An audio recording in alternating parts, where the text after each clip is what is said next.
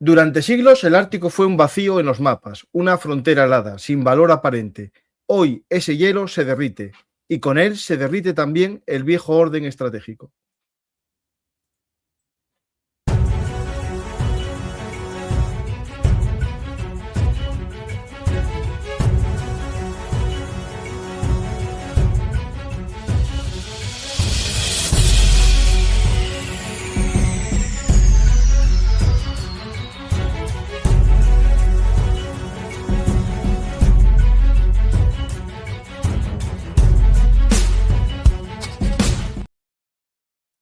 Nuevas rutas marítimas, enormes recursos energéticos y minerales y una creciente militarización han convertido al Ártico en uno de los grandes tableros de poder del siglo XXI.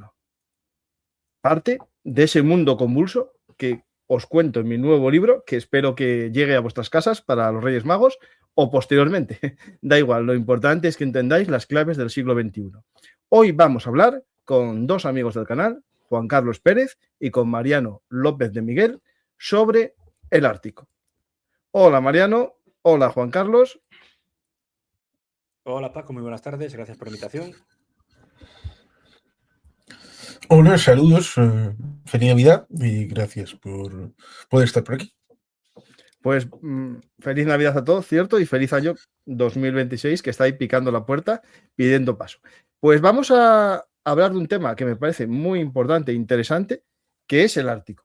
El Ártico, que dentro de poco va a venir otro amigo del canal, José Manuel Cueto, a hablarnos sobre el botín oculto, todas las riquezas minerales que hay bajo el subsuelo del mar del océano Ártico y debajo del hielo también, podemos decir literalmente.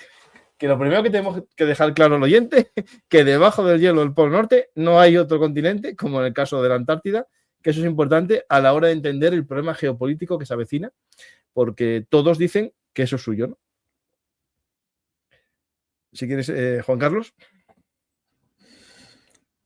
Sí, efectivamente podría irse a la misión del Nautilus cuando pasó por debajo del hielo ártico. Podría irse más atrás, pero probablemente lo más interesante es ¿de quién pertenece el Ártico? Alguien dirá en estas fechas de Papá Noel. Bueno, pues puede ser, pero en el ámbito de soberanía nacional, pues corresponde un 53% a Rusia, en principio. Luego está la proyección desde Alaska, por parte de los Estados Unidos, Canadá, Dinamarca, en Svalbard, por parte de Noruega, y evidentemente tratados internacionales que dicen que el polo, el norte y el sur estarían sujetos a leyes internacionales, alguno que hablaría de desmilitarización y todas estas situaciones que parece que en la actualidad pues son papel mojado siempre que haya alguien que pueda tener un fusil para poder tener el control efectivo sobre el territorio. Seguramente los espectadores escucharán hace unos 10 o 11 años cuando Rusia bajó ahí abajo con la banderita, la puso y dijo que esto era mío. Bueno, esas cosas son gestos que tienen también su correlato, por ejemplo, con Donald Trump intentando tener lo que supone Groenlandia, que merecerá un programa aparte seguramente, y también el tema del cambio climático, lo cual recomiendo a la gente que vaya a ver un programa reciente, también con José Sotochica, hablando del tema climático A lo largo de con su incidencia en la historia, lo cual es ciertamente importante, porque el cambio climático va a hacer que lo que ahora es, sí, digamos que ahora el Gran Norte, la Ruta Norte, está abierta 4 meses y medio al año, este año 2025, pero igual dentro de poco son 6 meses o 9 meses, y eso va a ser significativo a la hora de tener una ruta que conectará por la parte norte Rotterdam, que es el principal puerto europeo, pues con China, Corea del Sur, Japón, Singapur, sin tener que pasar, por ejemplo, con ese cuello de botella. Los hutíes, por ejemplo, podrán disparar a las botellas de Coca-Cola porque por ahí no va a pasar el... Y un problema también va a ser para Egipto, por ejemplo. Eso es ganar uno, pero perder otro. Por ejemplo, en el tema del permafrost, el norte de Canadá y el norte de Siberia van a ser cultivables, lo mismo que actualmente para desgracia del mundo, Inglaterra han vuelto a hacer vino, lo cual, bueno, pues a veces hay beneficios y otras veces perjuicios. Ya volvieron, mira, justo ayer lo comentaba. O sea que ya están volviendo a hacer como en la época romana vino en Britania, ¿no? Sí. Igual también hay que, entre comillas, agradecerle a Rusia cuando no importaba los experimentos nucleares en Nueva Zembla, lo cual ciertamente va a estar en el cogollo, y ahí hicieron la bomba Zar, por ejemplo. Este tipo de cosas también hay que tener memoria. Pues vamos Mariano, si quieres comentar algo, después vamos a ir punto a punto, porque tenemos que hablar de los países en contienda, del Consejo Ártico, de las rutas comerciales, de las bases militares. Hay tantas cosas y sin guión. Rápidamente, nada, añadir con respecto a lo que dijo Juan Carlos y lo que estamos hablando, sobre todo el tema ruso, ¿no? Y hay un punto de inflexión que es el año 2007. Ya con la visita a fines de año, se han cumplido 18 años de lo que fue la conferencia de seguridad de Múnich, en la cual empezaba a mostrar sus cartas y su patita acerca de la seguridad de fronteras por parte de Putin, todavía de aquella presidente saliente, ya dejando su delfín Medvedev como candidato. Pero hay que decir, creo que fue en agosto del 2007 cuando fue la expedición a Ártico por parte de Arthur Chiningarov, y sobre todo el tema de que el principal valedor de esa expedición, aunque no estaba en el batiscafo que fue físicamente hacia la Antártida, era no otro que Nikolai Patrushev, ¿no? El antiguo director del FSB y secretario hasta hace 2 días, como quien dice, del Consejo de Seguridad Nacional de Rusia. Se planteaba mandar una baliza a 4.800 y pico metros de profundidad del Polo Norte y plantar ahí una barrendera rusa desplegable con una especie de batiscafo, ¿no? No se llevó a cabo, pero bueno, se decía que era más que nada una expedición de ámbito biogeológico para estudiar, ahí está, lo que era la... Pero esto sí se hizo, o sea, tú estás hablando de otra. Sí, eso sí se hizo, pero se planteaba eso para lo que era el Ártico, ¿no? Y mucho más profundo. Para la Antártida, decías tú. La Antártida, perdón, sí. Vale. Y me confundí, la Antártida. Pero también en lo que fue la expedición Ártico era una expedición eminentemente científica para estudiar el fondo marino, posibles hidrocarburos, biología, fauna, flora, y también, ver lo que era poco a poco el problema de cambio climático para el deshielo, ¿no? Lo que se veía luego en la película que Waterworld de Kevin Costner, un poco mala. Pero es cierto que solo la imagen ya no tanto de Putin, sino de su antiguo director de los servicios secretos, daba pie a pensar pues Rusia se ha dejado de lado ya lo de militarización del espacio, nunca lo dejó de lado, pero estaba poniendo sus ojos ya en lo que era, pues digamos, la biología o la geografía humana, política y regional cercana, ¿no? Es decir, el Ártico y también obviamente la Antártida. Pues del Ártico vamos a tratar muchos temas, ¿no? Porque hay, en primer lugar, un tema que es el hecho de que se calientan más rápido las aguas del Ártico que el resto del mundo, por un tema, al parecer, que cuando se va el hielo, el agua absorbe más el calor que el hielo, porque el hielo repele el sol, mientras que el agua absorbe el calor y se calienta más rápido que el resto del mundo en proporción. Y eso hace que el deshielo vaya rápido. Pero algo importante, que esto quiero recordarlo a la gente, al no haber tierra y el hielo estar mayoritariamente sobre el agua flotando, el deshielo no va a implementar una gran subida del nivel del mar en el mundo. Esto es algo que es importante porque ya está como el cubito de hielo, ¿no? Que está en un vaso, no hace que suba el volumen del vaso. Esto es importante recordarlo porque lo que sí es preocupante fue el deshielo de los glaciares en tierra. Pero aquí no. Esto es lo primero, que vamos a quitar miedos. Y segundo, la consecuencia de esto que tiene para el clima, ¿no? Por ejemplo, algo que es importante, las corrientes marítimas, va a cambiar. Eso es cierto que va a haber un cambio en las corrientes del agua fría, agua caliente. De convección. Después, sí. Claro, de convección. Después va a haber un problema que sí que es interesante, ¿no? Es el hecho de que va a haber luchas por los botines ocultos bajo el hielo. Y aquí podemos entrar al sentido de esta banderita, ¿no? Esta banderita se sitúa en un tema que es la plataforma continental, ¿no? La lucha por la plataforma continental, que es lo más peligroso que tiene el Ártico en cuanto a la geopolítica. Sabemos que hay esas aguas territoriales de 20 millas, las 200 de zona económica exclusiva, pero lo más importante es que hay una extensión de la plataforma continental siempre que tú puedas demostrar una continuidad en el sistema montañoso. Y ahí es cuando los rusos entran en juego con dos sierras submarinas que hay, que dicen que son una continuación de la plataforma continental de Siberia, ¿no? Entonces ellos ya se meten casi a unos 1000 kilómetros, incluso en algunos momentos por debajo del actual casquete polar permanente, ¿no? Y ahí el tema es que hay para matarse, ¿no? O para luchar. Petróleo. Hay un 12% del petróleo mundial y un 30% del gas. El problema es el coste de extracción. A día de hoy, con el hielo, al parecer hay un estudio que solo es rentable a $120 el barril. Y ahora mismo Rusia está vendiendo a 40 y el Brent está a 60. Por lo tanto, aunque Inviable. se pusieran, no es viable ponerse para nada, ¿no? Si queréis hablar algo más de estos recursos que hay, y después hablamos de los conflictos por estos recursos, ¿no? Sí, que sorprende, como dije, es el 53% de la zona. Y desde Murmansk hasta el estrecho de Bering es un territorio bastante amplio.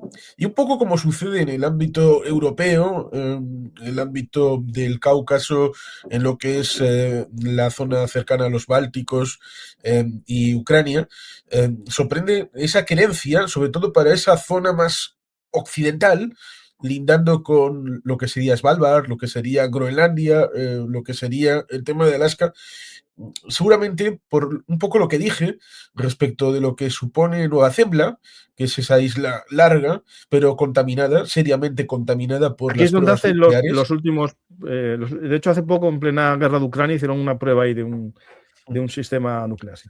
Lo cual va a tener impacto en el presente y el futuro, porque, como se puede imaginar, la gente está en medio del paso. Seguramente sea más fácil pasar al norte de Nueva Zembla, pero ciertamente esa situación de los recursos habría que ver dónde está el cogollo de los minerales, qué minerales hay, dónde está el gas, dónde está el petróleo, dónde está en profundidad, porque también eso será importante. De momento, los rusos han invertido bastante en rompehielos, alguno con propulsión nuclear, o De hecho, con un tienen reactor. 56 rompehielos y 6 nucleares, si no recuerdo mal.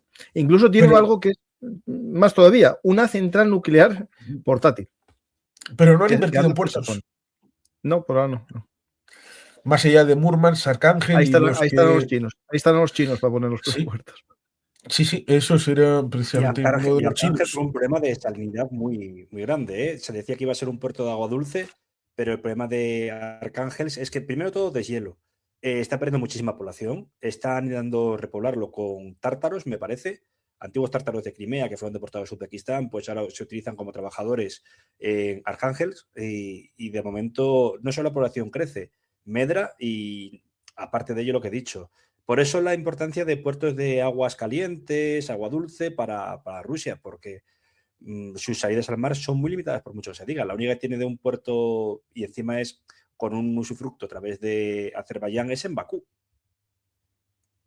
Ni más ni menos. Bueno, aquí tenemos un poco el mapa de los recursos, que es de mi amigo José Manuel Cueto, de GeoPIF, que va a venir un día a explicarnos todo esto en profundidad. Por tanto, la parte de energía y materias primas lo vamos dejando un poco de lado y nos podemos centrar en una cosa que es el Consejo Ártico, algo que me parece interesante. A día de hoy, ¿no? Hay una especie de acuerdo, ¿no? Para gobernar estos territorios, que es este Consejo Ártico, que hay Estados miembros, que son Estados Unidos por Alaska, Rusia por toda su zona norte, ¿no? Canadá, pues obvio, por todos los territorios, ¿no? del norte. Dinamarca, alguien dirá Dinamarca, por Groenlandia. Y si Trump le quita Groenlandia, pues ahí Dinamarca pinta poco. Y eso sería para hablarlo en el programa de Groenlandia, ¿no? Noruega, por esos archipiélagos ¿cómo es? El archipiélago, el nombre es Svalbard. Svalbard, cuya isla principal es Spitsbergen. Pues Svalbard, hay una isla de estas que controla Rusia. Porque esto en 1910-1920 hubo un acuerdo entre ellos, pero al final el los rusos tratado, no marcharon. sí, El Tratado de 1920 garantiza la soberanía noruega de todas las islas, pero en alguna de ellas tiene derecho comercial igual al ciudadano noruego, derechos de explotación comercial con el tema minero, especialmente el carbón, pero es una cuestión administrativa y económica, no implica soberanía en ninguna de las islas. Sí, sí, tiene unas minas ahí y de hecho hay noticias, ¿no?, de que siguen viviendo ahí rusos y ucranianos en las minas, trabajando. Y esto es una foto de esas minas de Svalbard en la Lo zona, digo digamos, controlada porque por Rusia. técnicamente toda Svalbard es territorio OTAN. Está Sí, sí, sí, dentro pero hay rusos dentro. Sí, tienen derechos económicos. Claro, no habrá ejército, pero sí puede haber gente del FSB o del GUR o Lo que trae, bueno, del lo GRU, que ¿no? trae en ruso, desde luego, marca Nasadiel, nuestra comunidad. O sea, ya están dando a entender que quieren la zona sí o sí. No, es que esto no tengo dudas, ¿eh? Es decir, Rusia en esto hay una campaña por hacerse con ella, sí, sí. Después están dentro de estos países, ¿no?, de titulares, está Islandia también, aunque no está dentro justamente, ¿no?, de la zona ártica, está contigua. Y después Suecia y Finlandia, que son, digamos, subárticos más bien, ¿no? Y claro, aquí viendo este mapa, vemos un encontronazo, ¿no?, claramente entre países OTAN y Rusia. Podemos decir que es casi un 50-50 del mapa del Ártico entre países de la OTAN y Rusia, ¿no? Sí, sobre todo gracias a Vladimir Putin, que metió a Suecia y Finlandia a la OTAN en los Claro. últimos años. Y aquí tenemos un poco los territorios en disputa. Esto lo saqué de un artículo que me da para hacer un vídeo completo sobre guerra ártica. Es un manual del ejército estadounidense, muy interesante, que encontré de este año. Y si la gente lo pide en comentarios al finalizar el programa, pues me pongo a explicar. Esto es las zonas que se reclaman, ¿no? Y claro, esto está un poco complicado de ver, pero hay que ir, que estamos terraplanistas, aviso, terraplanistas. Esto está hecho con un planeta que es una bola, ¿vale? Si no, no se puede entender esta visión. Tenemos como en la zona de Islandia-Noruega hay una zona de reclamación conjunta, ¿no? Es decir, que, bueno, llegaron a un acuerdo de compartirlo, por ahora. Esta zona la reclama Islandia y esta están entre los dos reclamándolo. Después hay una zona que no es de nadie, es aguas internacionales. Nos vamos a Svalbard y ahí tiene la zona económica exclusiva, que claro, coincide o choca con la propia Noruega, que no hay problema ninguno, pero aquí está el problema, esta zona de unión entre Rusia y Noruega. Y hay una zona ahí, la típica, de cómo se tiran las 200 millas, ¿no? ¿En qué dirección? Si justo hacia el norte o en diagonal, ¿no? Y eso es algo que ya vimos en todas las aguas continentales. Y aquí va lo que os comentaba antes, cómo estas islas aumentan mucho la zona económica exclusiva rusa, ¿no? Y Rusia reclama toda esta zona que estaría justo en el círculo polar ártico, justo en el polo, por ese hecho de que en esta zona se prolonga el sistema montañoso submarino, ¿no? Y bueno, aquí tenemos una disputa también entre Estados Unidos y Canadá. Sobre esto, a ver, aquí hay un poco más también. Claro, aquí está esa isla. ¿Sabéis que hay una isla que es mitad Estados Unidos y mitad Rusia? O va rotando por año, pero está un poco por debajo. Está en la zona de Bering. Ahí sí encuentro el nombre, porque me acabo de venir ahora. Espera. Sí, como hay otra que es mitad danesa, mitad canadiense. En el otro lado. Es muy parecido a lo que hay con, salvando las distancias y evitando conflicto, pues lo de la Cachemira pakistaní con una capital durante el invierno, otra capital durante el verano. La de... Sí, la de Canadá con Dinamarca fue la guerra del whisky. Sí, sí. Son las islas Diomedes Menor. Que os la pongo ahora mismo. Esa isla, por ahora está tranquila. En la Guerra Fría no supuso ningún problema. Pero bueno, lo ponemos ahora. Pero es paso estratégico, ¿eh? Lo digo para, igual medio en broma, medio en serio, para aquellos que pueden cuestionarse el que Canadá no sea parte de la Unión Europea en un futuro. Bueno, técnicamente hay una zona que linda con la Unión Europea en este momento. Bueno, Canadá sería un buen aliado. Mira, estas son las Islas Diomedes y son compartidas entre Estados Unidos y Rusia.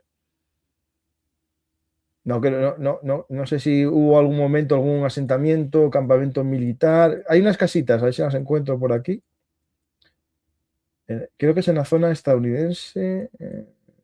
Aquí. No. Pero casas hay, ¿eh? Aquí está.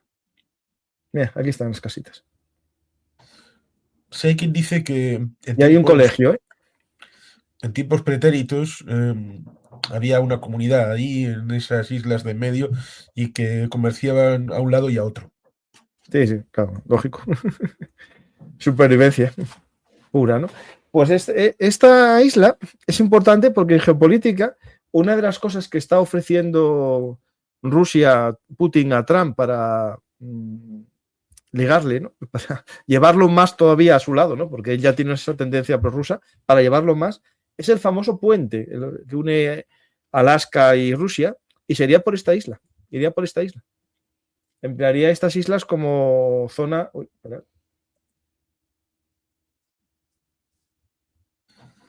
Ya, pero salvando las distancias y poniendo un ejemplo un poco más próximo, en la ciudad de Santander, al lado del Parque Científico Tecnológico, hay un puente que va a un prado. Y el puente es bonito, sí, está sobre la autovía, pero es que va a un prado. Así que aquí poner un puente, pues puede quedar fantástico, puede hacerlo un arquitecto maravilloso, pero va de dónde a dónde. ¿Y para de qué? Prado a Prado. Sí, tienes razón. Sí, sí. Va de Siberia a Alaska y después de Alaska tiene que ir hasta Washington, el estado de Washington, allá Oregón, California, y ahí llega algo, pero tiene que pasar ¿por dónde? Por Canadá. Por eso, a ver si es por eso el motivo que quiere anexionarse Canadá. Porque no te extrañes, es que siempre utilizan esa cosa que pase por encima, etcétera. Y luego también hay que decir que dentro de las Islas Diómedes, que lo había leído justamente en el libro de Keegan, la que tiene la baza más alta de Rusia porque conecta directamente con la región autónoma de Chukotka, que está deshabitada casi, pero su potencial económico tiene como una zona especial para, aunque no lo diga, no lo quiera admitir Rusia, ahí sí que hay fracking. Bueno, que es un poco la idea del puente. Bueno, ya seguro que lo visteis más de uno. Claro, este puente es lo que dices muy bien, José Carlos. Esto comunicaría eso. Necesitáis unas vías de ferrocarril, unas carreteras que a ver, que ya se usó, ¿eh? Yo voy a la historia. En el programa sobre la Segunda Guerra Mundial, creo que fue en el de logística, hubo ahí unos convoys que iban por tierra desde, digamos, Washington, por Canadá, llegaban a Alaska y después pasaban en barco o en avión, pasaban a Rusia, ¿no? A la URSS. Eso se hizo. Pero claro, a ver, la idea que podemos estar hablando aquí es que si por algo se deshiela esa zona y se quita el hielo, que sería también malo para el puente, casi ganas más ya directamente por barco. La carretera no tiene mucho sentido, porque, a ver, es más eficiente el transporte marítimo, que se reduciría, para que os hagáis una idea. Sí, un barco que va de Vladivostok a San Petersburgo, 21 días. Para que os hagáis la ruta, claro, porque tiene que coger toda la ruta del Índico, Canal de Suez, Mediterráneo, subir el Mar del Norte, subir hasta el Cabo Norte, Báltico y meterse en San Petersburgo. Y después un barco que vaya ruta China o Japón a Rotterdam, 13 días ahorra. Por tanto, claro, si esto consigues hacer fluido el tráfico naval, y ahí hay varias rutas, ¿eh? Yo os pongo un mapa ahora sobre las posibles rutas. Y con esto, no, espera, que se nos va la pinza y se nos olvidan cosas. Esta comunidad, ¿no? De Ártica, ¿no? Este Consejo Ártico. Si os fijáis, están los países colindantes y lo que es más interesante, hay naciones indígenas que tienen derecho aquí a hablar y se les reconoce dentro del derecho internacional unos pocos casos que tienen un nivel de país. Y son los inuit, los samis, los aleutianos, los chuskis, y otros grupos étnicos del Ártico. Son estas banderitas que vienen aquí en GeoPIF. Y yo creo que es interesante entender el por qué están aquí. Claro, muchos de ellos pueden estar en países, aunque son étnicamente, son grupos étnicos Sí, mayoritarios Laponia. en Laponia, ¿no? Están en Finlandia y en Suecia especialmente, algunos estarán en Noruega también. No me suena Y que haya en también los Rusia. UDG rusos, sí, sí. Y después tenemos esto que es lo más interesante. Aquí está España, Estados observadores. Aquí normalmente son paganinis que pagan exploraciones científicas, pero también hay otros como China que tienen un interés muy grande en esto. China tiene un interés muy grande, pero no en que como España, que no haya deshielo para proteger al oso, ¿no? Sino que haya un deshielo grandísimo para que sus barcos lleguen antes, ¿no? Y me da que hay una rata porque pone Corea del Norte y debe ser Corea del Sur, yo creo. Mapa. Espera, a ver, sí. Espera. Acabo de fijarme ahora que creo que hay una rata en el mapa que trae Corea del Norte y trae la bandera de Corea del Sur, y yo supongo que sea Corea del Sur, que aquí es Corea del Sur. Espera, ¿eh? Sí. Se confundió, es Corea del Sur, sí. La bandera es de Corea del Sur, sí. No, la bandera es de Corea del Sur, sí. Es que Corea del Norte no está ni siquiera para en ese tipo de. O sea, podría estar, sí, pero sería muy raro, no sé. No, es que la bandera es de Corea del Sur. No, claro, la bandera puso de Corea del Sur, se equivocó. Lo que pasa es que José Manuel hizo otro hace poco sobre la economía de Corea del Norte y lo meten metiendo cabeza.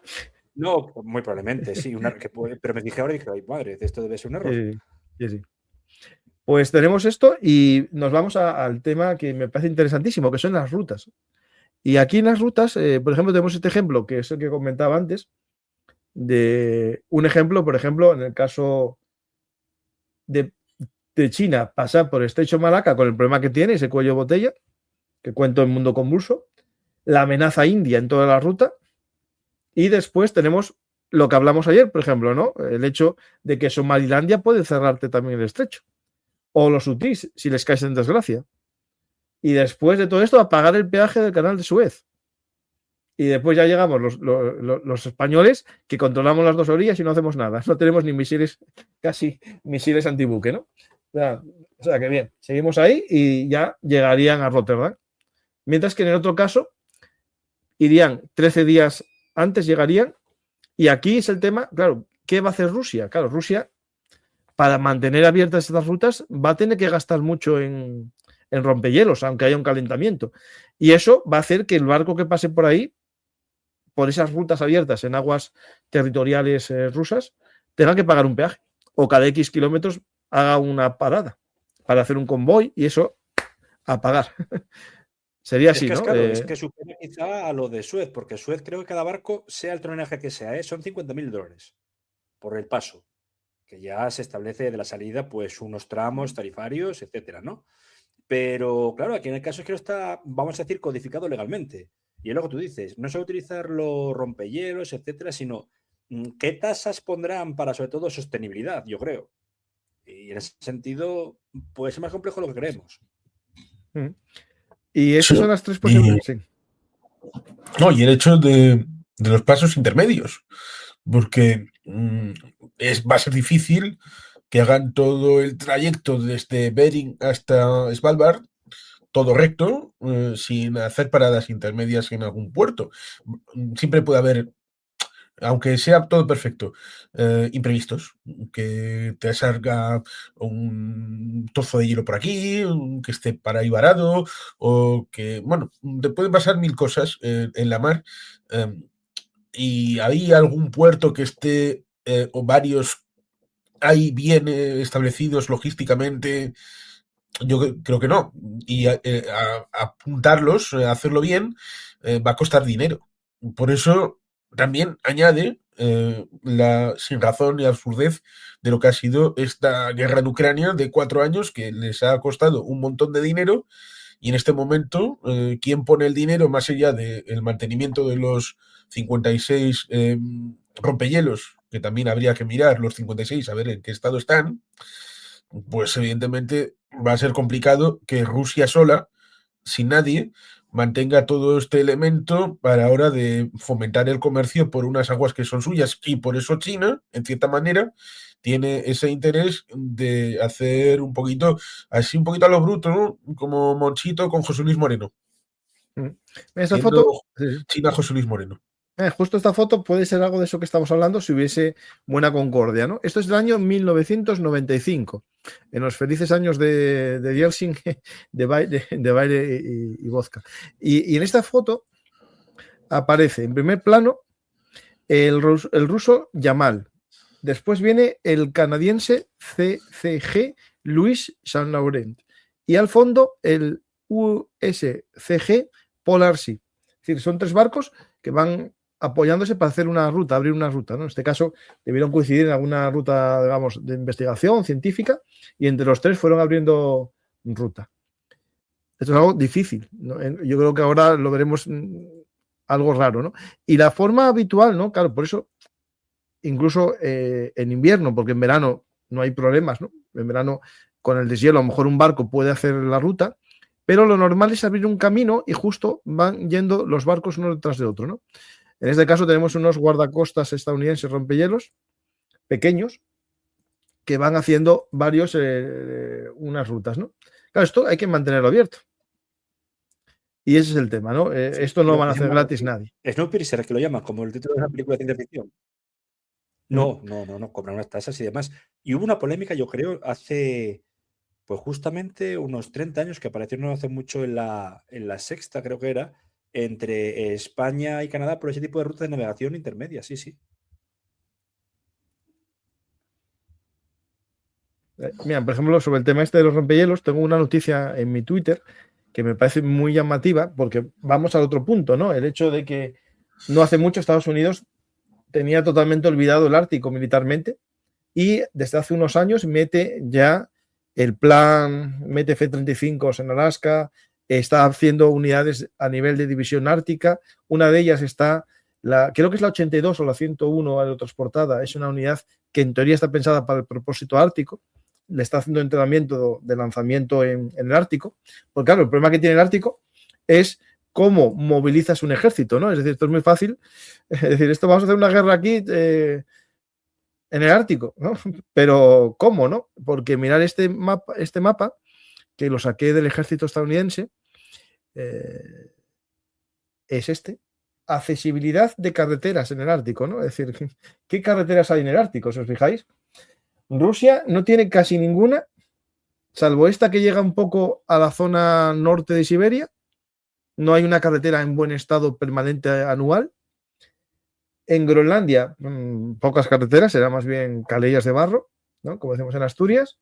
Y en el norte de Canadá hay un par de ellas que deben ser estas que vemos en los documentales a veces de camioneros extremos.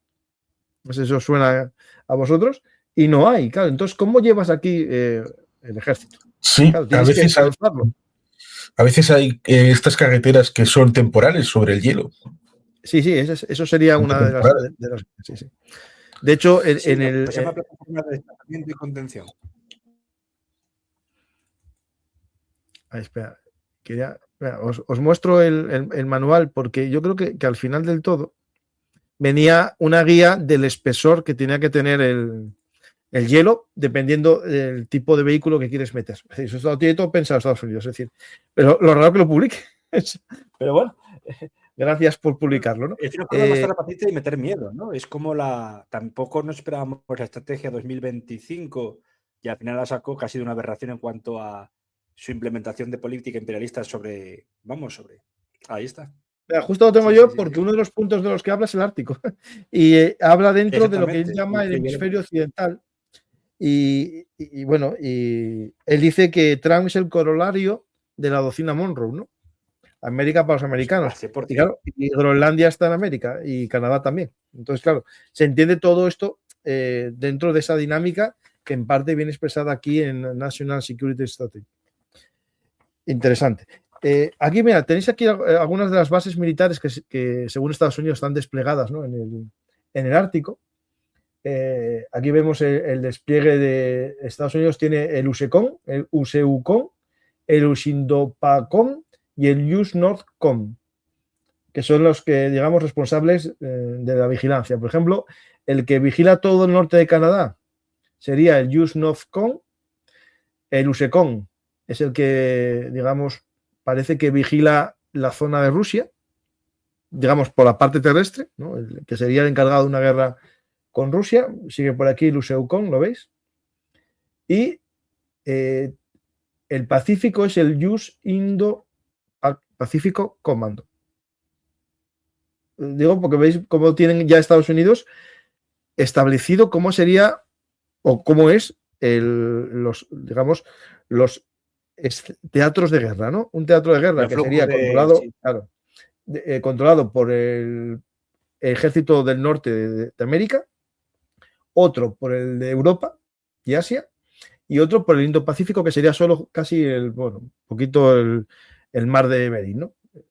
Pero el que se llevaría todo el marrón de un escenario defensivo sería este, ¿no? El de Canadá y, claro, aquí tienen que meter barcos.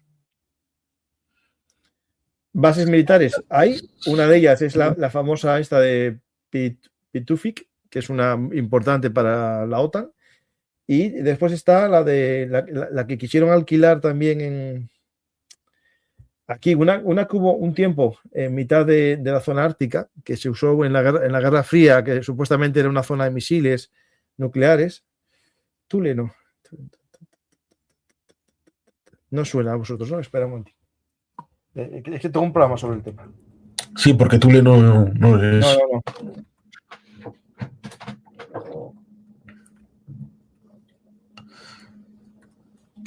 Es cierto que Thule, para. Es Thule. No, es Thule. Sí.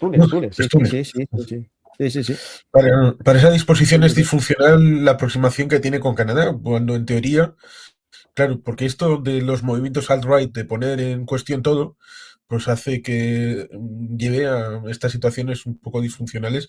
Yo creo que si hubiera sido por tiempo, si hubiera movido un poquito más Justin Trudeau, Trump incluso podría haber salvado la carrera política de Justin Trudeau, porque hizo que Carney, que era del Partido Liberal, que estaba desahuciado, es que hizo que un partido que estaba a punto de ganar, como era el Partido Conservador, perdiera las elecciones e incluso su líder perdiera el escaño. Es que es alucinante lo que logró Trump con Canadá. Y es necesario esa unión, como se hizo hace un montón de tiempo con el tema del NORAD y otras cosas que fueron conjuntamente, precisamente para la unión de lo que es Canadá con Estados Unidos como aliados. Pero Trump piensa que de aliados nada, lo que es mío funciona bien y lo que no es mío es enemigo. Mira, estuve poniendo fotos de la base de Thule, que fue de más o menos años 60, 50, esa época, y después abandonó y está bajo el hielo ahora mismo, porque lo hicieron, digamos, y lo cubrieron con nieve y con hielo y quedó la base, digamos, en el hielo. Y después está la de Pituffik, que es la que en teoría está más al norte. Y también había una que es la que quería comprar Trump en el 2019. Trump, Groenlandia, 2019. ¿Cuál quería comprar? Espera, Era el Pituffik, que era el que quería comprar eso.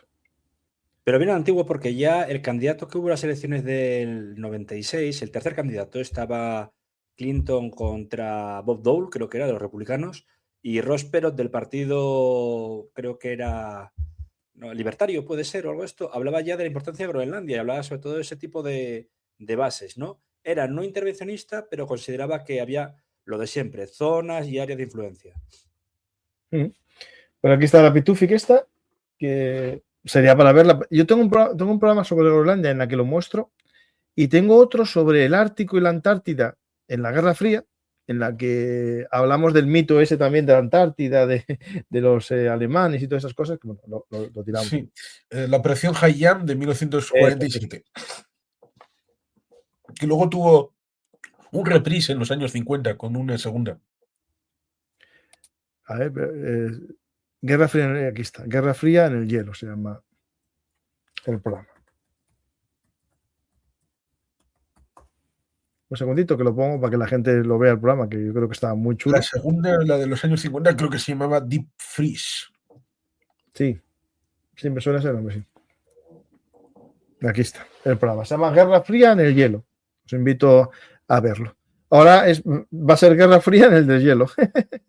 Sí, tiene toda la pinta. Ojalá que sea fría y no guerra caliente en el deshielo, que sería lo que rimaría con la aseveración científica, ¿no? del hielo. Pues hielo físico, sí. Sí. Y bueno, y podéis ver el resto de bases, si os fijáis, hay un enfrentamiento casi eso, de bases. El que más bases tiene, podemos decir, en la zona ártica es casi la OTAN, por todos los que tiene en Escandinavia. Y Rusia pues tiene bases rescatadas de la Guerra Fría, que habían sido abandonadas y en los últimos años se las están reabriendo, ¿no?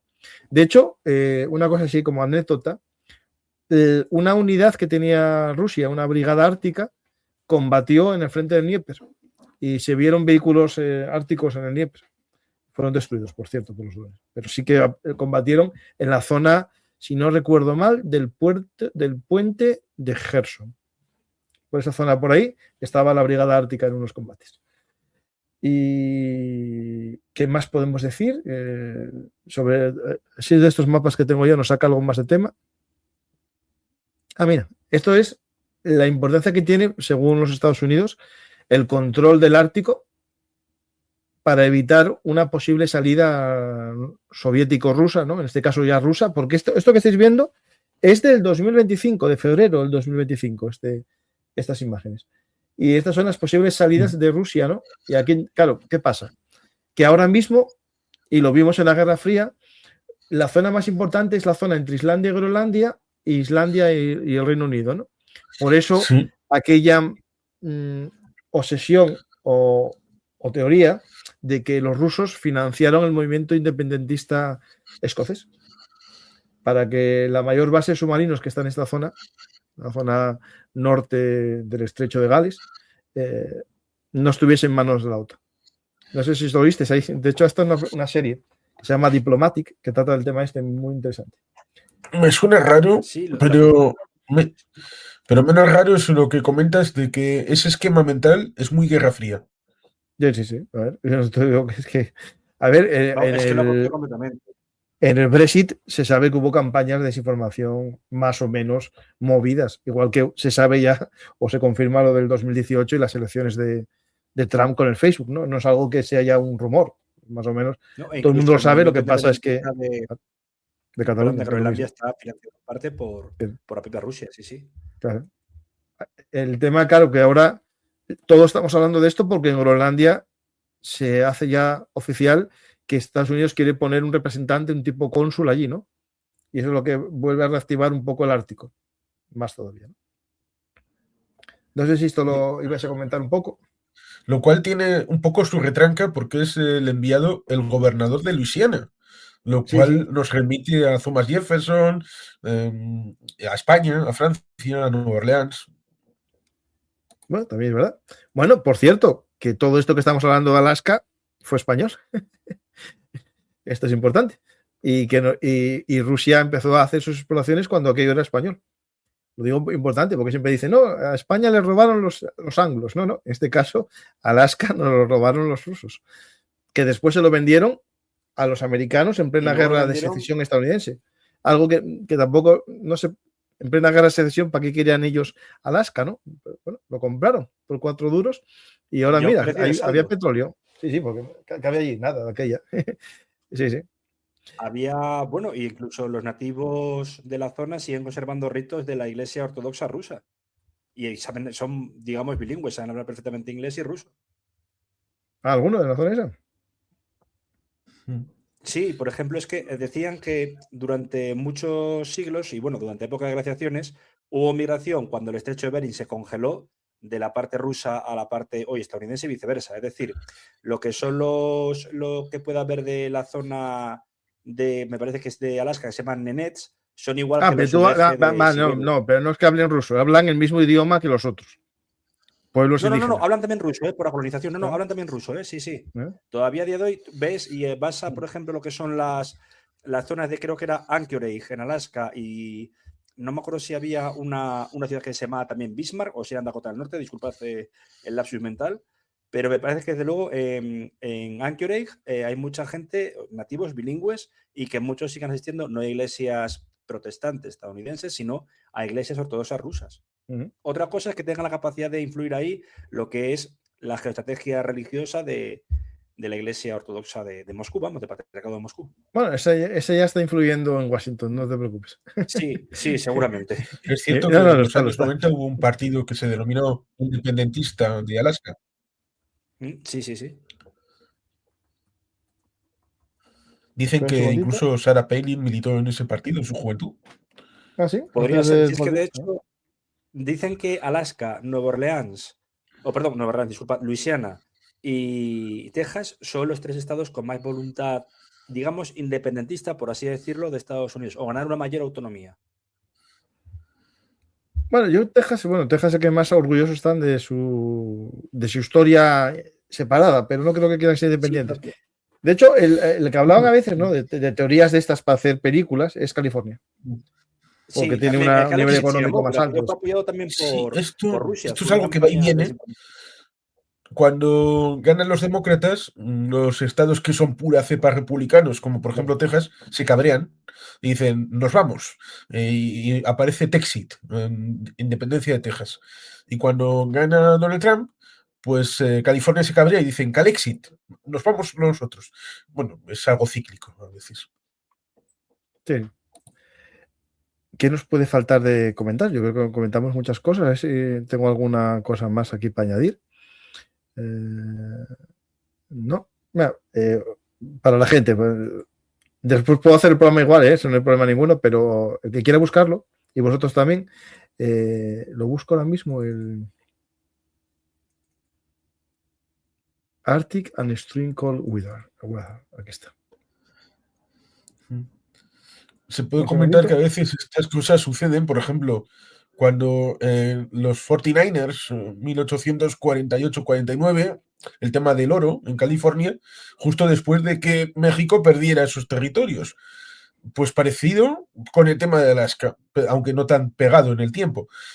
Cuando el príncipe aquel ruso intentó ofertar, uno de ellos al príncipe de Liechtenstein, que tenía dinero, parece ser, dijeron que no, que aquello era un territorio con pieles, comercio de este tipo, más como los tiempos de aquella historia de, ¿cómo era? La de los 70 que hizo la película el Robert Redford, bueno, no me sale el nombre de este muchacho, este trampero que hacía sus cosas ahí en medio. David Crocker. David Crocker. No era ese. Bueno, no pasa nada. Luego se encontró petróleo al de un tiempo. Encontraron una vía para... Porque a fin de cuentas, ¿qué pasa con Groenlandia? Groenlandia depende de los subsidios que le da Dinamarca. Y es algo subvencionado. Pero claro, porque hasta ahora los recursos minerales son difíciles de extraer y son muy costosos y no el revenue no amerita. Un poco como también pasa en Alaska, en Canadá. Bueno, en Canadá el problema es que la mayor parte de la gente vive al lado de la frontera, como para tener esta disposición. Claro, sí. En el ámbito de Siberia también están un poquito mal en cuanto... Y lo que has ido comentando en frente de batalla, junto con otras personas que en este tiempo de todas estas comunidades transurálicas que han sido saqueadas humanamente para meterlas en autobuses y enviarlas a Ucrania al frente, pues a medida que es un vaciamiento también de una zona que ya de por sí está despoblada. Sí. Ya lo llenarán con indios o con algo así, que es lo que está llegando mucho, y hay muchas imágenes de cientos, de miles de indios. Hay una imagen que es está hecho por ordenador, pero no es IA, está hecho, digamos, por parte de gente vinculada a la Marina canadiense.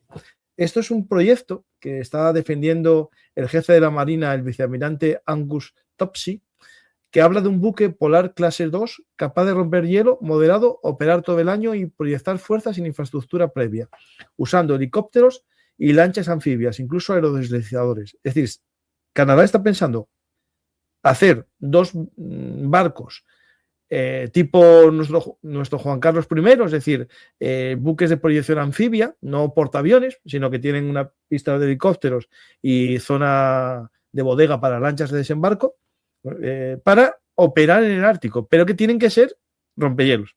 Es decir, esto es algo que si alguien nos lo dice hace 15 años, ¿no?, que quieren hacerse portaaviones para el Ártico, nos llamaría mucho la atención, ¿no? Pues Canadá, 2.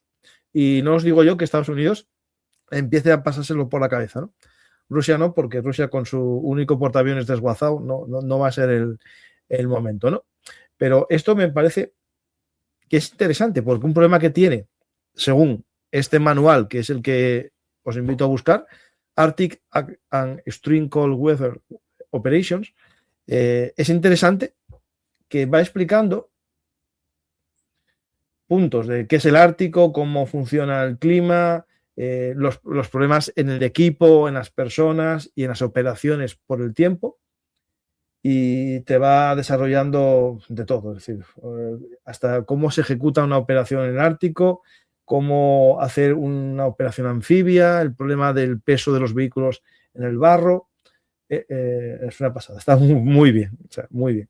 E incluso todo va con ciertos esquemas, aquí podéis ver explicando cómo es el terreno con imágenes. El problema que tiene este tipo de barro, que es parecido al barro que hay en Ucrania, pero este es cuando el permafrost se derrite la parte superior y digamos, el terreno se hace barro, pero por debajo permanece el hielo. Bueno, hay elementos típicos del paisaje ártico. Es un barro limoso, ¿no? Parece. Sí. Cómo se puede apreciar una zona de roca a la hora de un aterrizaje, los tipos de vientos y todo. El problema del horizonte, que esto es lo más complicado de orientación en el tema de nieve. Yo a mí me pasa cuando esquío y hay niebla, no sabes nunca dónde está el suelo, lo confundes con la nieve, ¿no? Es un tema que hay que instruir a los soldados también para esa faceta, a los pilotos. Bueno, es que sigue, son mucha información para asimilar. Esto es un estudio de una operación en la guerra de Finlandia, cómo se puede aprender para la guerra en el Ártico actual.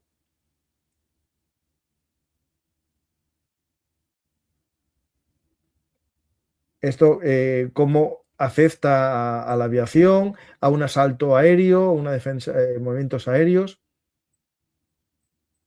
Es una pasada, es decir, yo no entiendo cómo esto lo pone en público, yo no saqué nada, está todo oficial. Pone oficialmente, está hecho público, ¿vale? Aquí hay información que le vale a otros países. Es de febrero de este año, ¿eh? Bueno, el tipo de medidas para lo que viene después, ¿no? Que es cómo mover helicópteros, cómo afectaría, cómo moverse en ese territorio, cómo afecta el espesor de la nieve a los vehículos, qué espesor necesitas para meter en hielo un vehículo. Esto es muy interesante, saber la densidad de la nieve, cómo es de dura la nieve. Hay un truco, que es que si te entra con el puño abierto, es muy suave, nieve en polvo. Si te entra con los dedos puestos así en posición karateca, con un solo dedo por la presión, ¿no? Porque metes toda la presión en el dedo, o ya lo tienes que hacer con un lápiz o con un cuchillo. Si lo tienes que romper con un cuchillo, ya estamos ante un terreno que se puede circular en vehículos. Son trucos de este tipo de supervivencia, pero es que esto va a gran escala. Mira, todavía no llegamos ni a la zona final. Estos zonas de aterrizaje, cómo tiene que ser el espesor del hielo dependiendo del tipo de avión. Incluso te salen los vehículos enemigos que puedes encontrar. ¿Qué tipo de ropa tienes que usar? El nivel de ropa dependiendo de las condiciones térmicas. Y aquí vienen los vehículos del enemigo, es decir, son todos rusos, ¿vale?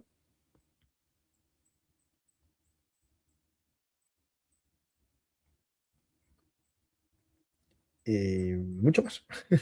Y lo que yo no sabía es que la propia IA de Adobe PDF, de Adobe Reader, te hace un resumen en español del PDF. Lo tenéis todavía. Pues, si queréis, pasamos a qué preguntas tenemos de la gente. ¿Tenéis algo más que añadir, Juan Carlos? Creo que me quería referir a las aventuras de Jeremiah Johnson, esta película de los años 70. Bueno, una cosa, de Jeremías Johnson y todo lo demás.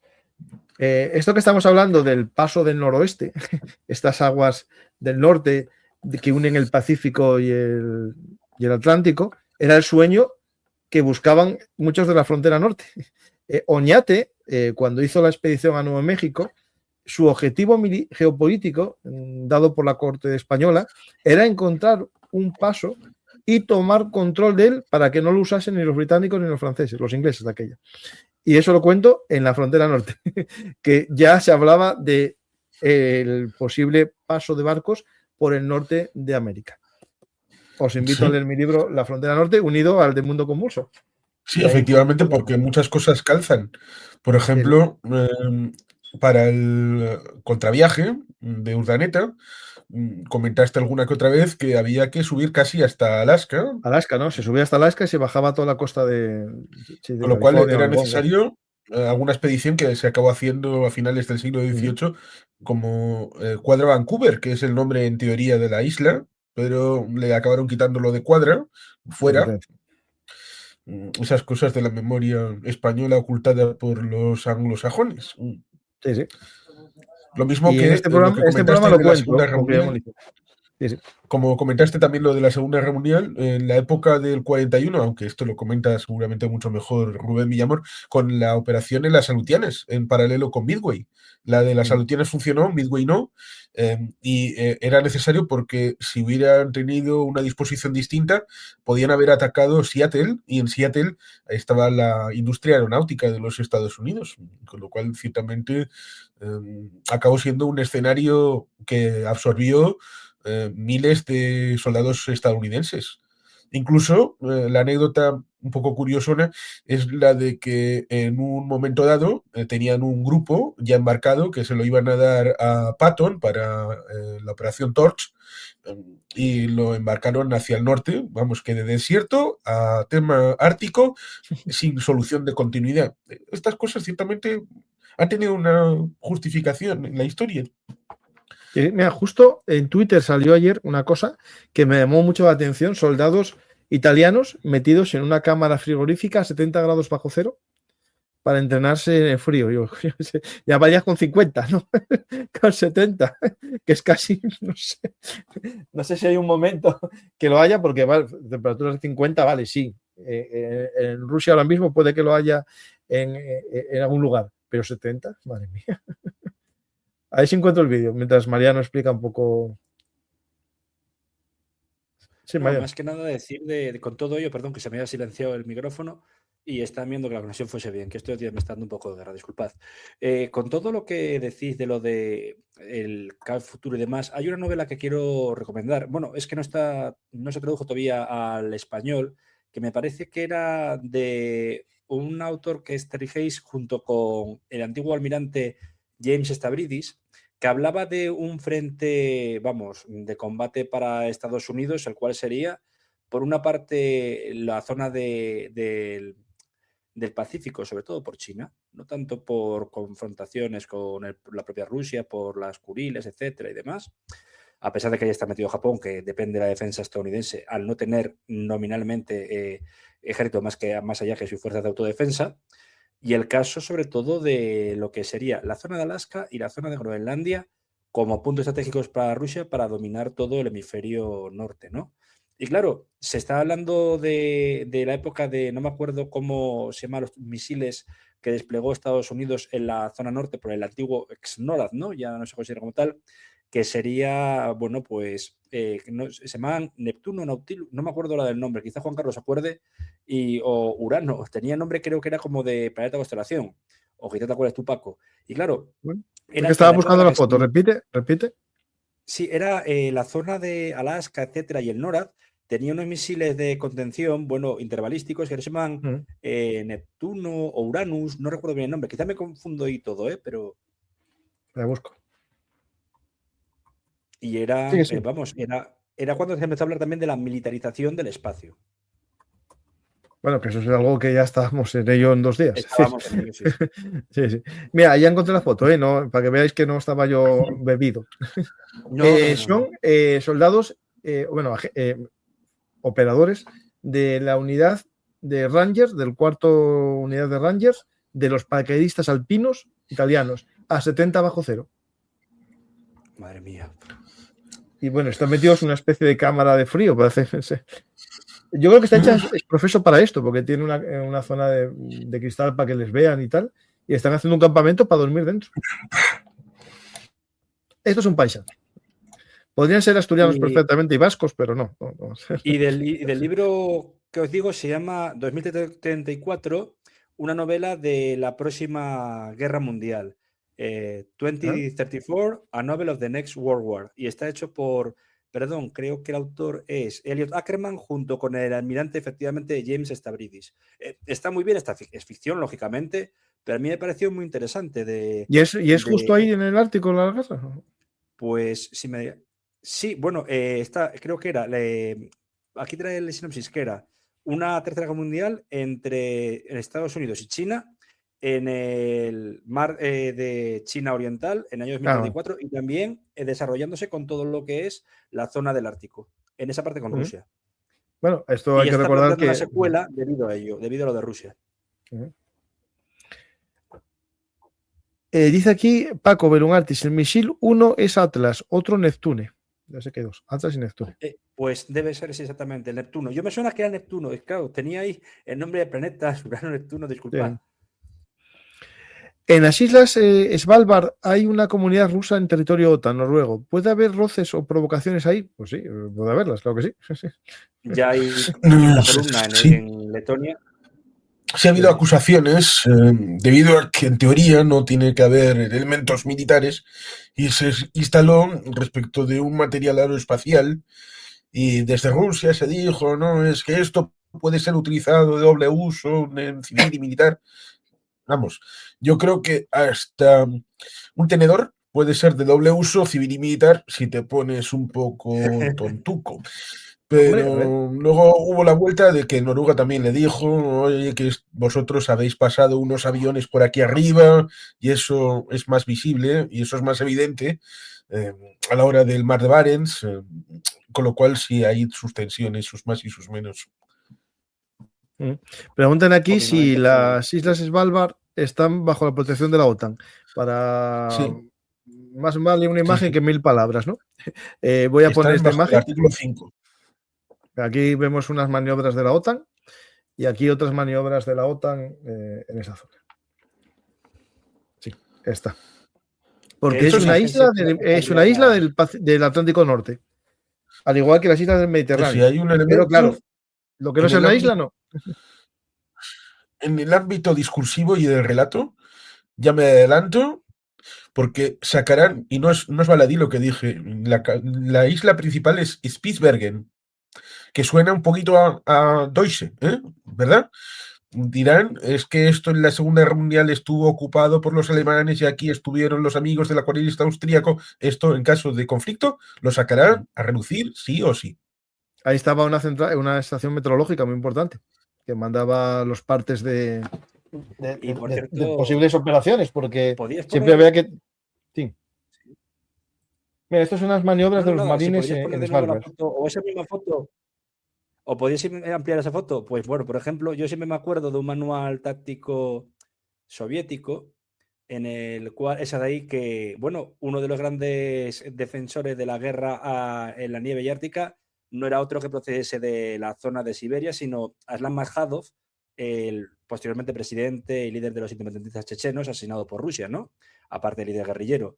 Y siempre obligaba a sus tropas a no llevar ropa de camuflaje, sino, estamos en la nieve, ¿no? Pues ropa blanca. Y les obligaba incluso a buscar claro.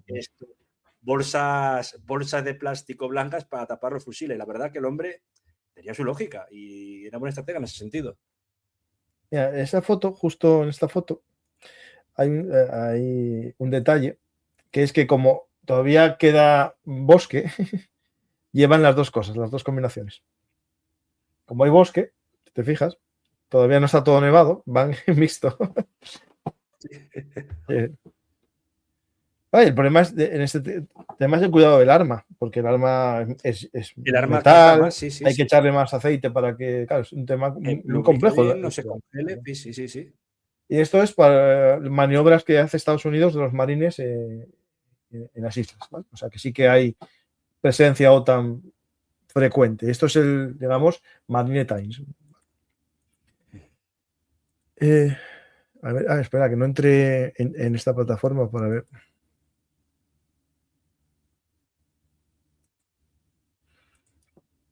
Rusia desdobló el transiberiano apartándolo de la frontera china. No creo que las tenga todas consigo respecto a su vecino. Bueno, pero yo creo que hace tiempo, ya con Mongolia también. Esto es un tema. A ver, en la época soviética hay que recordar que no se va nada bien China y la URSS. Lo firmaron con De Gorbachev hecho, la paz. Sí. Y se llevaban tan mal que Estados Unidos se metió por medio con la diplomacia del ping-pong. Sí, y de hecho, es casi de una elección en el Amur, los rusos realmente con los tanques de la división Tamanskaya a los chinos. Fue muy gordo, ¿eh? Sí, eso fue en 1969, ¿no? Y que fue Eso es. fundamental Cuando para que Nixon, luego Nixon fuera a China. en ese Que sentido, tiene bastante que ver con lo del siglo XIX y los tratados desiguales, en donde Rusia controló el 10% de China, cosa que no les han olvidado.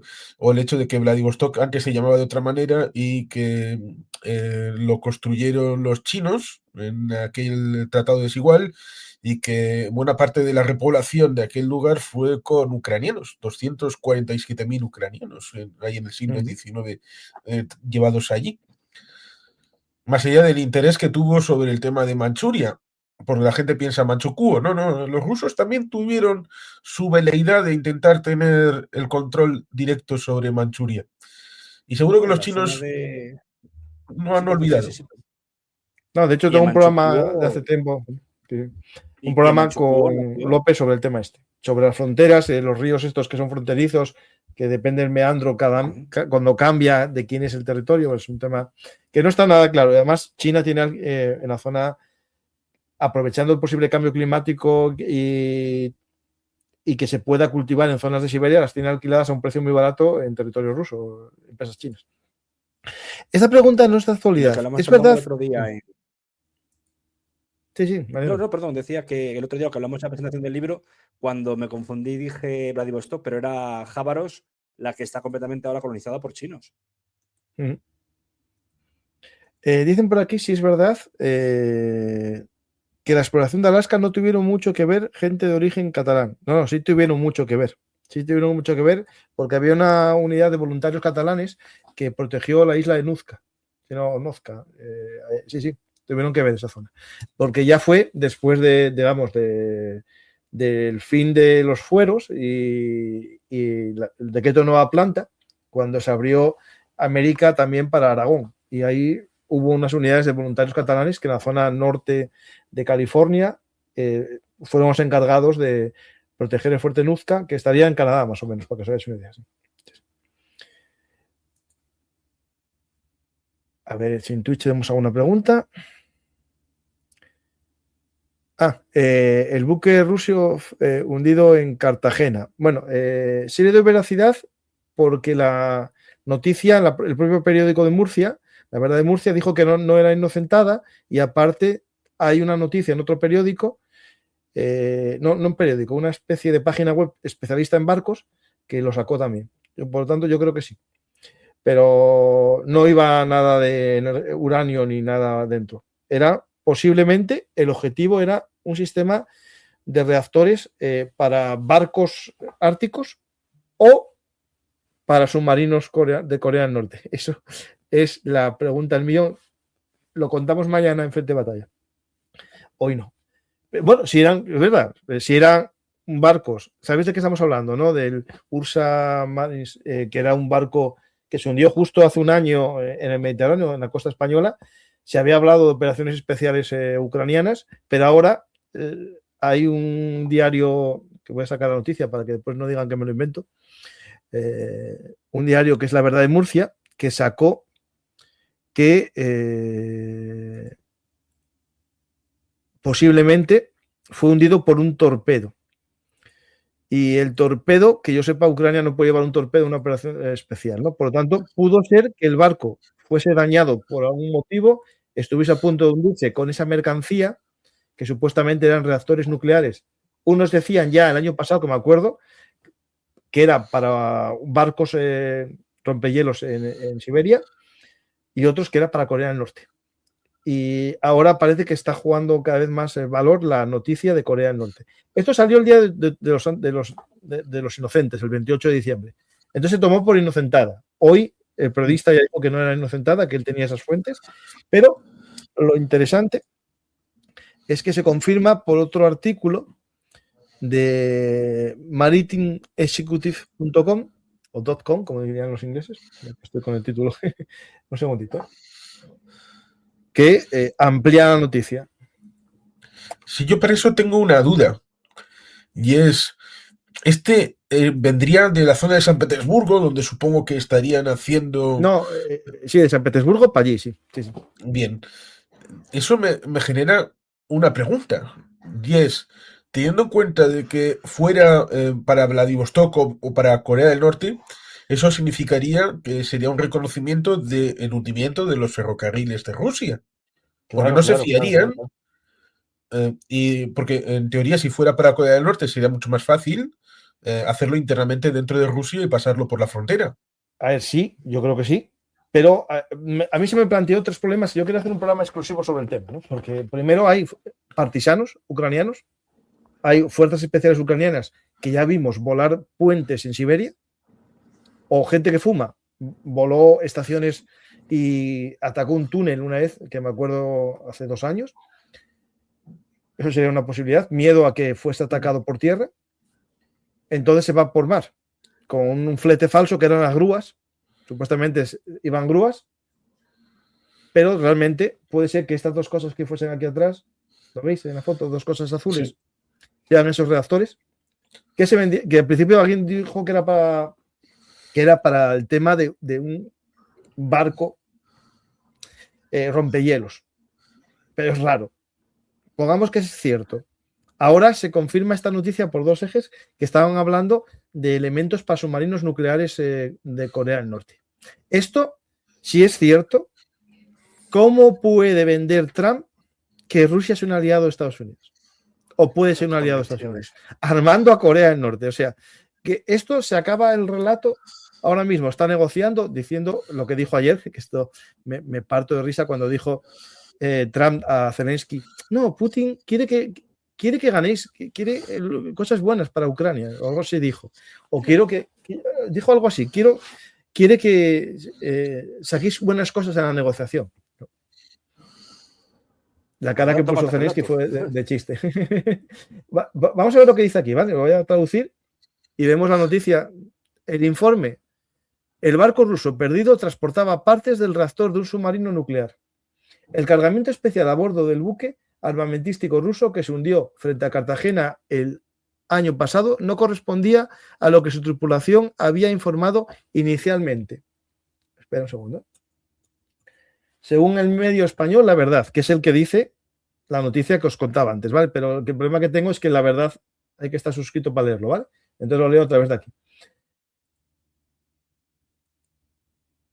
Las autoridades nacionales determinaron que los objetos cubiertos con lona azul en la popa del buque eran probablemente componentes de un reactor naval sin combustible y con destino a Corea del Norte.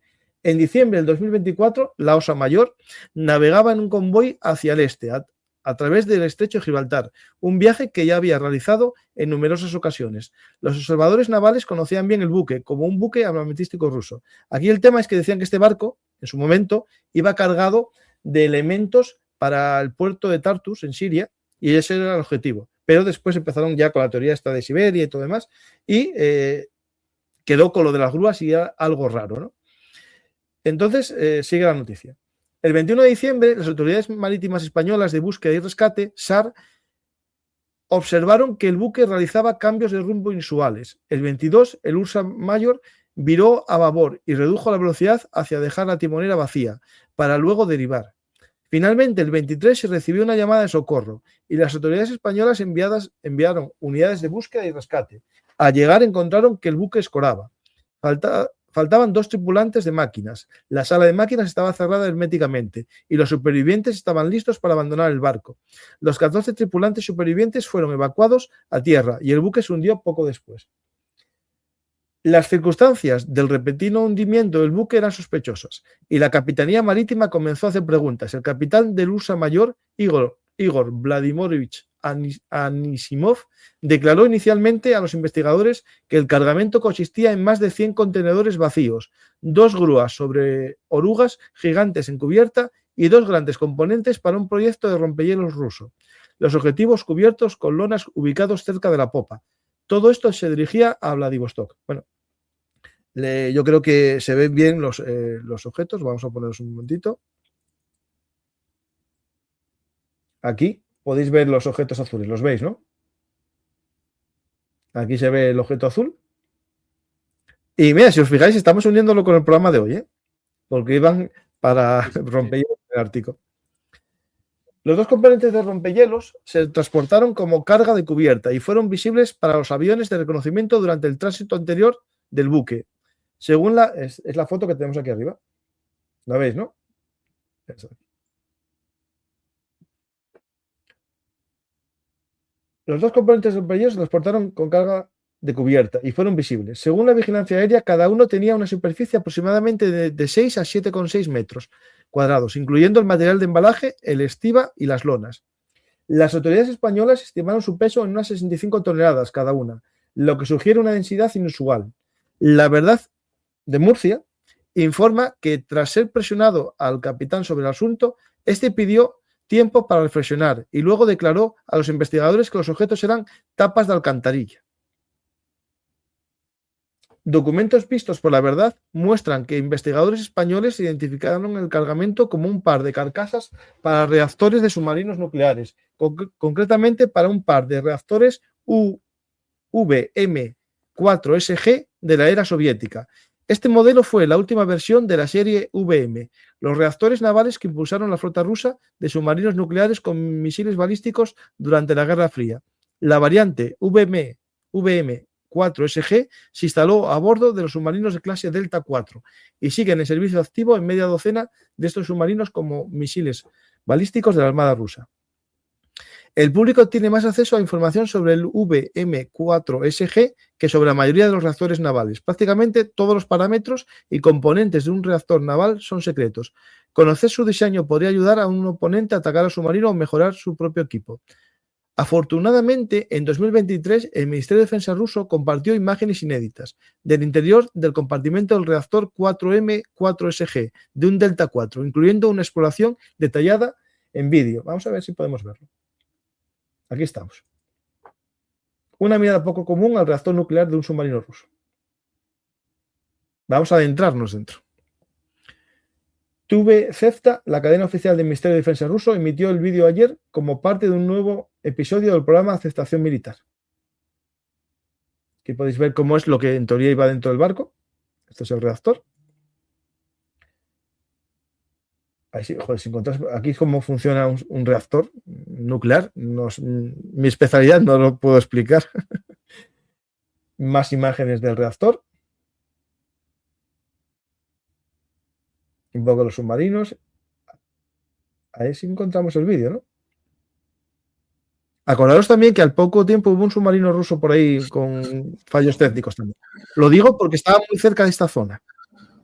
Y si este barco fue hundido por un torpedo, como dicen las fuentes, que alguien me explique cómo lo pudo hundir Ucrania. Porque no tiene submarino. Pero puede tener un barco que lleve un submarino, un torpedo, vale, eso sí. Pero me huele que había un submarino ruso cerca y un barco ruso cargado con mercancía muy problemática que iba a un país que no puede tener reactores nucleares submarinos porque se la tiene la arma de Estados Unidos y resulta que va y lo hunden con un torpedo. ¿Qué os parece a vosotros? Pues voy a buscar el vídeo mientras tanto del reactor. Juan Carlos, ¿qué te parece esto? Pues me parece sorprendente porque evidentemente traspasa líneas rojas respecto de lo que es aceptable o no Recordemos que hace 25 años, ¿cuáles eran las definiciones que tenían sobre Corea del Norte los dirigentes de Rusia? Que eran poco menos que unos pringuis que estaban ahí, que se estaban muriendo de hambre y que eran efebos de los chinos.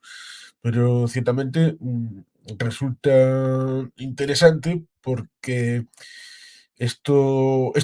hay un programa, uno de los 3 programas que intentó los amigos del acuarelista austríaco, que no se puede decir el nombre por aquello del algoritmo y YouTube y todo esto, pues uno de los planes nucleares era intentar coger un reactor nuclear que en aquellos momentos estaba en mantillas, recordemos al Heisenberg y todo aquello, para tratar de meterlo en un submarino. Luego estaría la clase 21, la clase 23, que sería lo más avanzado que llegaron, pero luego ya llegó el Nautilus, años 50, y los soviéticos con el tema de la denegación intentaron ir más por el tema de los submarinos. Todos sabemos que en el Mar Negro Ucrania no tiene una flota y lo hizo todo por drones marinos, los Neptune y todo esto, con lo cual echarle la culpa a Ucrania como si fuera el bálsamo de Firabras, pues no sé, es algo mágico. Bueno, es verdad que ahora últimamente hubo un ataque ucraniano con drones normalitos, estos lanzagranadas, a un barco mercante en el Mediterráneo. Pero claro, a ver, torpedos no. Si la teoría que expresa el periódico y supuestamente de fuentes de seguridad marítima española, un torpedo no. Es decir, submarinistas que hubiesen puesto un explosivo Lapa, ¿no? Con magnético y hubiesen hundido el barco, sí. Eso yo sí. Pero si es un torpedo, solo puede tenerlo un submarino. Si es un barco, ya tienes que hacer bastantes apaños. Es verdad que hay barcos de superficie con torpedo, no es algo tan antiguo como los torpedos, ¿no? De hecho, un barco torpedero es eso, ¿no? Pero no es propio de una operación especial. Y por tanto, es que justo a los pocos días había otro barco ruso, un submarino ruso. Era justo, estamos hablando de justo cuando cae el gobierno de Siria, empieza a haber movimiento en Tapsur, allí empieza a hablarse de que este barco iba para sacar. Sí, Tarsus, sí. Era justo ese momento. Déjame pensar si es justo este momento cuando también hubo una avería de un submarino ruso, ¿no os acordáis? ¿O fue más reciente el submarino ruso aquel que hubo problemas? Diciembre del 24, enero del 25 de este año. Sí, pero también es un submarino, ¿no? Cuando se decía lo de. Sí, el repliegue de la base de Gemeinin de. Sí, y había un submarino por allí. Y este barco iba en dirección hacia Siria, no volvía de Siria. Sí. Entonces, este barco no rompía el relato de que transportaba armas. Y fue cuando empezase a ver la grúa y decían, no es lógico que lo ataquen por una grúa. Y se empezó a hablar de lo de los 2 reactores para un barco rompehielos. Pero claro, es que ahora rompe todo con esto. Y claro, si esto es con Corea del Norte, no sé lo que puede hacer Estados Unidos con este tema, porque claro, es que al parecer este reactor tiene una densidad muy grande, porque tiene una tapa de 1 metro de grosor, que es lo que explica aquí. Y en cuanto al destino, aquí vuelve a insistir lo de Corea del Norte, ¿no? Y la causa de hundimiento, ahora viene el tema interesante. La causa de hundimiento del Ursa Mayor parece ser cinética. El armador declaró a los medios que se produjeron 3 explosiones. 3. Y un agujero de 50 centímetros en el blindaje del casco. Y el capitán confirmó que los bordes irregulares del agujero estaban doblados hacia adentro. Esto coincide con una explosión en el exterior del barco. Y ahí ahora se habla mucho de la teoría del torpedo, más que de los explosivos. También había gente que había dicho que a ver, que esto lo dijo Yago en un programa. Lo digo porque Yago es una persona que suele decir cosas con fundamento. Que había sido posible un ataque español, de fuerzas especiales españolas. Yo no me arriesgo a decir eso. Pero, claro, si hay 2 reactores vacíos, sin combustible, porque no se transporta el combustible en ellos. Hombre, es una operación muy dura al posible rearme o al posible proyecto de un submarino nuclear norcoreano. Entonces, quién sabe si la OTAN no estaba metida en el ajo. Entonces, tenemos 2 opciones. Hombre, que el barco. Claro. Da para novela. Sí, completa. completa. Porque Eh, imagínate que coge un escritor y dice, llegaron los de Ucrania, se montaron en un viejo tramontana que estaba en Cartagena, salieron a la mar y entonces lanzaron el torpedo disimuladamente y entonces, bueno, estas cosas se sí, pueden sí. poner y queda hasta bonito. Ya daba para Para novela novela, el sí. hecho de ser ucranianos. Sí, sí, Mariano. ¿Qué quieres decir, Mariano? ¿Ibas a decir algo? Ya queda para novela completamente, ¿no? Y demás, sí, sí. Y encima, pues tipo, puede ser perfectamente la continuación de la que cité de 2034. Mm. Bueno, aquí un amigo en su cuenta de Twitter, él habla también de carga IMO 7, que es que lleva carga nuclear, combustible. Yo eso tengo miedo que no sea correcto porque es muy arriesgado. A ver, primero, no va cargado de energía, de combustible, cuando se transporta un reactor. Y segundo, llevarlo en el mismo barco me parece muy arriesgado, porque esto sí lo pueden llevar en cualquier sitio. Esto lo pueden llevar en un avión directamente y no meterlo en un barco a dar vueltas por el mundo con energía, ¿no?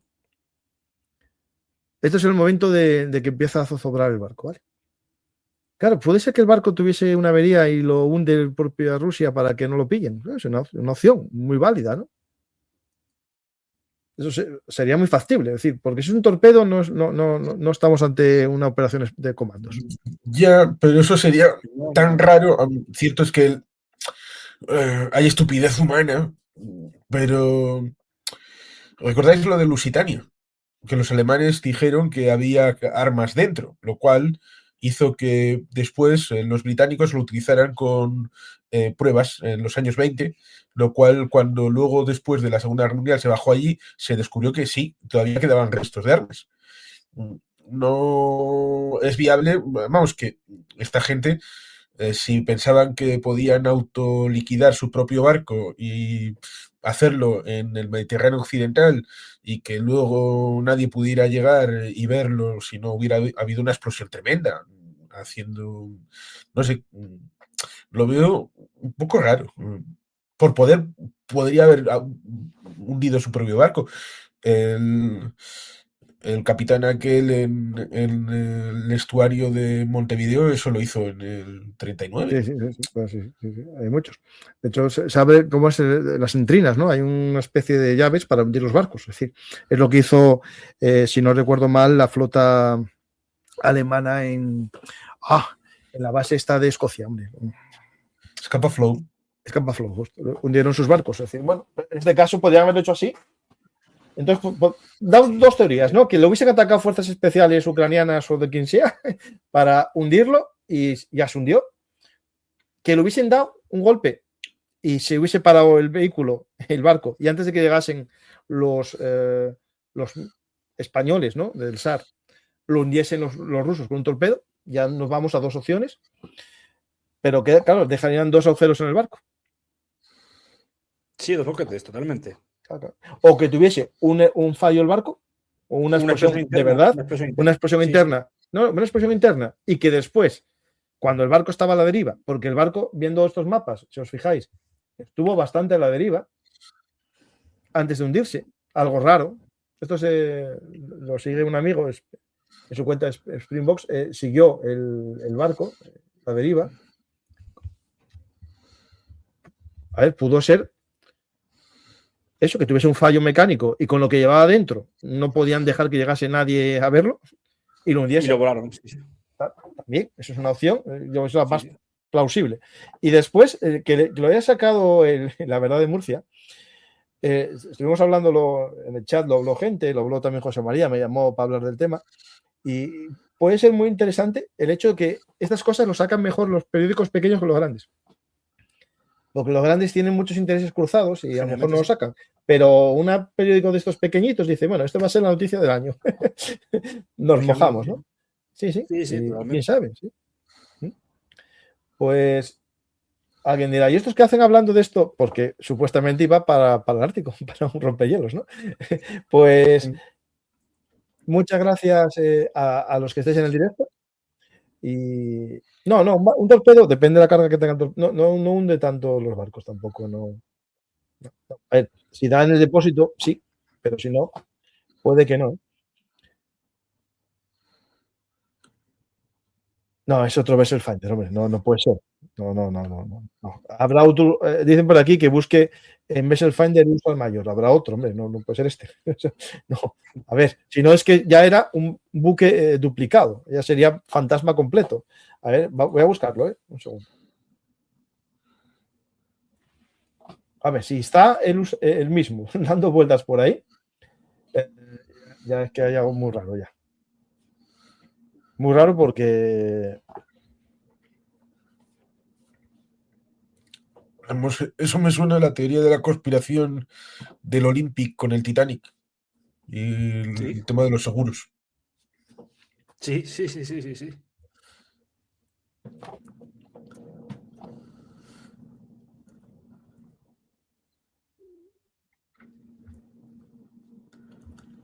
No, pues sí. Pues tiene razón. Hay un Ursa Mayor.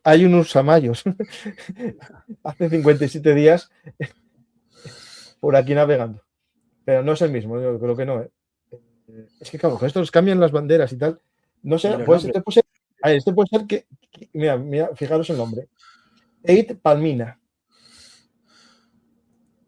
Este barco, Eid Palmina, si os fijáis, Eid Palmina, y el otro,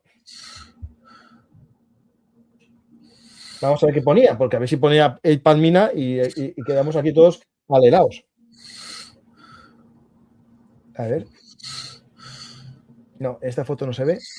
No se ve muy bien. Pero encima la gracia es distinta, porque una estaba en negra y la otra estaba en No, blanco. mira, aquí se ve.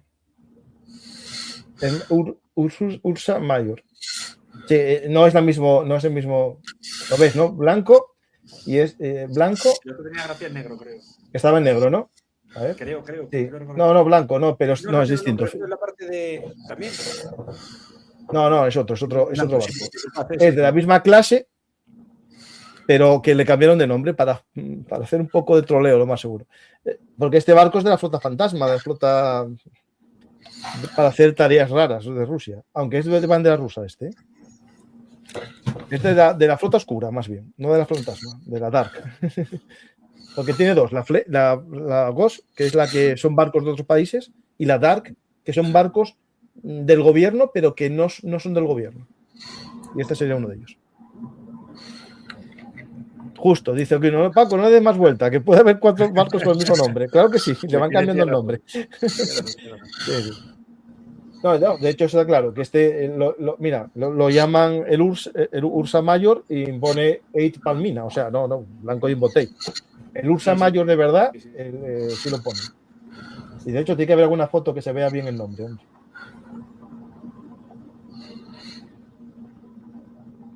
De verdad que en el momento de hundimiento parece que no. Yo creo que aquí se ve que no sé. Aquí no pone Palmina seguro, o sea, porque lo ponían en otra dirección. Y después. Estos son. Lo hacen para trolearnos. Pues muchas gracias a los dos. Y no hay más preguntas sobre el Ártico, creo. Espera. H5 tocado y hundido, justo. Pues muchas gracias, Juan Carlos, y animar a la gente a que busque el canal de los conversatorios de Juan Carlos aquí en YouTube, que pongan Juan Carlos Pérez y os salen ahí los programas. Juan Carlos, si quieres decir algo al público como despedida. Solamente una cuestión, que es que hemos visto que el Ártico está un poquito caliente y parece que va a estar más caliente. Pero ojo, cuidado con lo que puede venir con el Antártico, porque si aquí más o menos están delimitadas las zonas fronterizas, por lo menos en tierra, en la Antártida, cuando se abra la posibilidad de la modificación del Tratado Antártico, que será dentro de, como quien dice, un cuarto de hora, 15 años más o menos, pues ahí también va a haber un riesgo geopolítico en el norte y en el sur. Será para quedarse bien confesado antes de meterse en todos estos fregados. Por supuesto, feliz Navidad, próspero año nuevo, que está al tocar ya el año siguiente. Así es menos salseante que este, por lo menos para poder darle un poquito más al canal de historia y contar de esas cosas que pasaron y reinterpretarlas y comentarlas, más que andar un poquito con estas taquicardias. Sí, es verdad que sí. Mariano. No, estoy de acuerdo con lo que dice Juan Carlos. Antes de empezar el programa le mandé a Paco un libro, bueno, un escaneo de una página de un libro de John Keegan, Guerras Futuras, y ya hablaba del problema de la Antártida y estamos hablando del año 86, hace casi 40 años, ¿no? Como quien dice. Entonces, si ya el polo norte, aún congelado, está caliente, que el sur pueda tender a derretirse también por el problema con las Malvinas, etcétera, y similares, puede dar a un colapso de una zona de interés estratégico. Y luego ya añadiendo lo que dije anteriormente, ¿no? La militarización dejada o se postergó tras la caída de la URSS, pero del espacio. Da un escenario como el que narra la novela de 2034 bastante peligroso. Y obviamente también, ojalá 2026, aunque enero y febrero siempre suelen ser meses, digamos, calientes a pesar de ser invierno, nos dé un poco de tregua para que podamos hablar más bien de historia en vez de estos sucesos que quizá lo que digamos de aquí a 10 minutos cambien. Sí, sí. Pues este mundo convulso que nos ha tocado vivir tiene estas cosas. Por lo tanto, ya que estamos hablando de todo esto, echar un ojito a este libro que puede que os guste más de uno. Porque os intento explicar, yo creo, de forma asequible, muchas cosas que nos explicarán lo que va a pasar. No es una bola de cristal, sino más bien una especie de manual de instrucciones para entender las causas de los conflictos. Y muchas de las cosas que hablamos hoy vienen desarrolladas en este libro Un mundo convulso, claves geopolíticas para el siglo XXI. Está a la venta en todas las librerías. Papá Noel trajo alguno, los Reyes Magos pueden traer muchos. Por tanto, haceros con él y también, si queréis, firmado y dedicado. Muchos me lo están pidiendo. Mi página web, franciscogarciacampa.com, en info@franciscogarciacampa.com también. Y nada más, os invito a ver el próximo programa que me preguntan por aquí, ¿cuándo hay frente de batalla? Pues muy fácil, mañana martes a las 22 horas, frente de batalla con José María. Os invito a estar ahí esperando para verlo. Gracias a todos y nos vemos otro día más aquí en Velum Artis, actualidad militar y geopolítica. Y os invito, como dicen los dos amigos, a ver el canal de historia, que no podéis olvidar la historia. Es verdad que la actualidad está muy viva y la historia está ahí, pero no podemos entender el presente sin entender el pasado, ¿no? Y creo que es esencial seguir viendo programas de historia como el que voy a hacer en 10 minutos con Fernando Calvo Regueral sobre las huellas de la guerra civil. Gracias a todos y hasta la próxima.